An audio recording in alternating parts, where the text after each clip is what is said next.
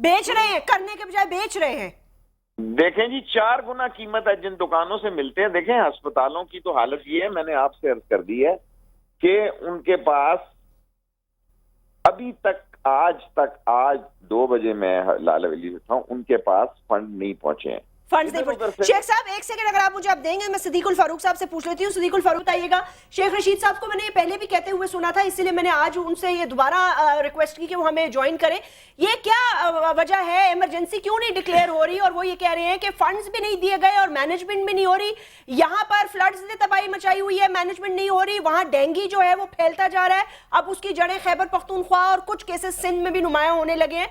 तो emergency basis पे क्यों काम नहीं हो रहा? उस दिन मैंने वजीर आला को कहते सुना कि जी हम ये यूरोप से अपलिफ्ट करवा रहे हैं। तो अब यूरोप जाने की क्या जरूरत है सर? श्रीलंका से, इंडिया से, दीगर जगह से क्यों नहीं अपलिफ्ट कराते इसको और इमरजेंसी करवाते? बिस्मिल्लाहिर्रहमानिर्रहीम। यास्मीन मंजूर, आपका शुक्रिया। मैंने शेख रशीद साहब की बातें भी सुनी हैं और हाजी मुजफ्फर शजरा साहब की भी। जी जी।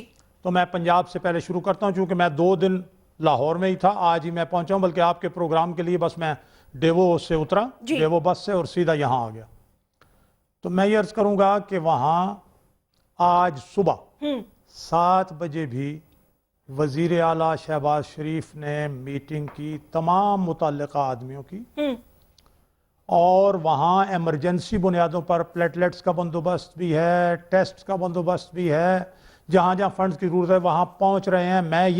मैं इस वक्त शेख रशीद साहब की किसी बात की मुकम्मल तरदीद नहीं करूँगा। मैं ये नहीं कहता कि हर जगह मुकम्मल चीज़ पहुँच गई है, लेकिन मैं ये ज़रूर कहूँगा कि पिंडी का मैं इस बात का गवाह हूँ कि फ्यूमिगेशन हो रही है, जो है मच्छर मारे जा रहे हैं।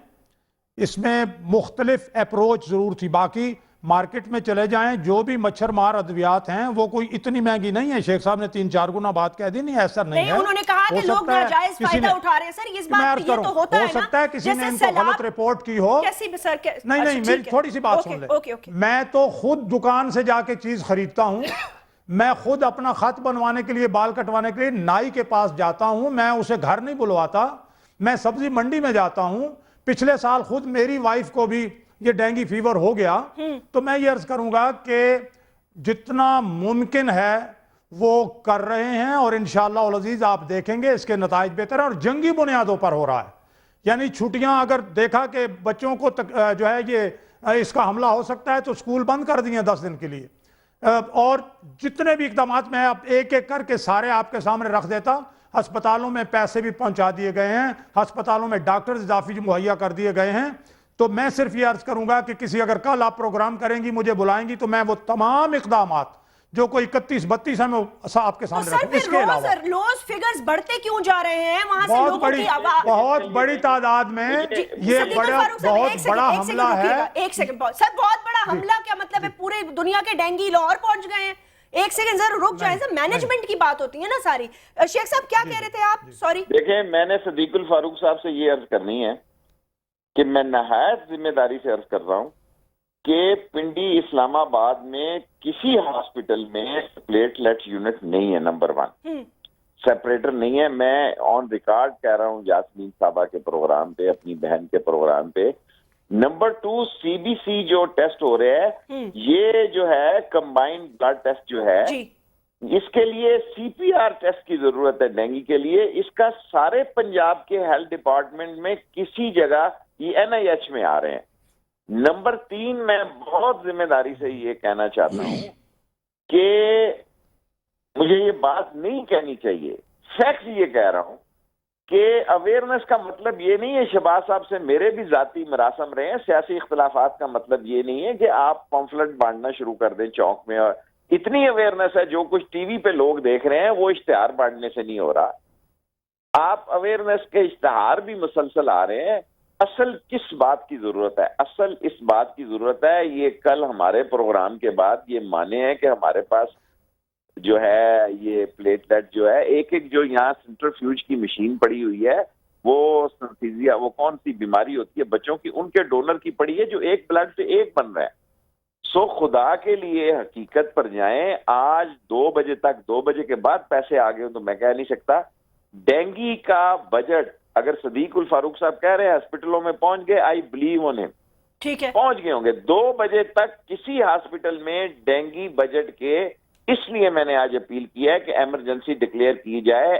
अगर एमएस के पास किसी मद में पैसे हों तो वो ये बात ओके, ये मैं इसको जरा कराची भी ले आती हूँ, क्योंकि ये बात जो है मैं एक सेकंड, सिद्दीकुल फारूक साहब, ये शेख रशीद साहब की ये बात में मुझे लग रहा है, देखें बहुत सारी बातें जो है ना वो ब्यूरोक्रेसी पहुंचाती है, लेकिन अनफॉर्चुनेटली वो सच नहीं होता। सुन शहबाज शरीफ साहब हर अस्पताल में, नहीं इस बात का जवाब दीजिएगा, क्योंकि मैं इसी को अब यहाँ मिला लेती हूँ जो कराची की सूरत हाल हुई। हम छोड़ देते हैं जरा, थोड़ी दिन तो तबाह हुआ ही हुआ, लेकिन शुजा साहब मैं आपसे ये पूछना चाहती हूँ, आपने ये जंग में खबर पड़ी थी आज कि जिना अस्पताल वालों ने क्या जवाब दिया कि वो जो लोग मरे वो क्यों मरे थे, वो जो वेंटिलेटर्स बंद हो गए थे वो क्यों बंद हुए थे? क्योंकि वो तो इमरजेंसी के तौर पे अभी यहाँ जैसे खुदा न खास्ता में लाइट चली जाए तो हमारी ट्रांसमिशन तो जारी रहेगी ना, बैकअप जनरेटर्स होते हैं। उन्होंने कहा जी हमारे पास फ्यूल डालने के पैसे नहीं थे।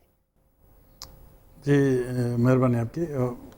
असल में ये इंक्वायरी कर रहे हैं हम लोग, इंक्वायरी हो रही है जी कि ये क्यों हुआ। जनरेटर तो हैं सर, वो कह तो रही, जवाब दे तो दिया उन्होंने कि हमारे पास पैसे नहीं थे फ्यूल डालने के। फ्यूल डालने के पैसे, इतने पैसे नहीं थे कि भाई आप जेपीएमसी वालों ने खबर दिया, आप अगर कहते तो मैं उनको लाइन पे ले लेती हूँ। हाँ बिल्कुल लाइन पे ले लें, और साथ साथ हम इसकी भी इंक्वायरी कर रहे हैं कि ये हुआ क्यों है, और इंशाल्लाह ताला आपको कल या परसों में खुद बताऊंगा आपके कि ये हुआ क्यों है। तो ये वेंटिलेटर क्यों बंद हुए, जनरेटर के पास फ्यूल क्यों नहीं था, पैसे क्यों नहीं थे, ये तो हम इंक्वायरी कर रहे हैं। इंक्वायरी करके आपको बता देंगे कि क्यों हुआ ऐसा। लेकिन अभी तक आपको उसकी कोई तफसीलात मालूम नहीं है? जी नहीं। अच्छा, लेकिन शहर का जो हाल हुआ वो आपने देखा, चीफ जस्टिस की गाड़ी फंस गई, रजिस्ट्रार का ऑफिस जो है वो तबाह बर्बाद हो गया। उन्होंने कहा जी ये कौन दोबारा रिकॉर्ड्स बनाएगा, इस वीडियो को तलब करो, ये सारी बातें।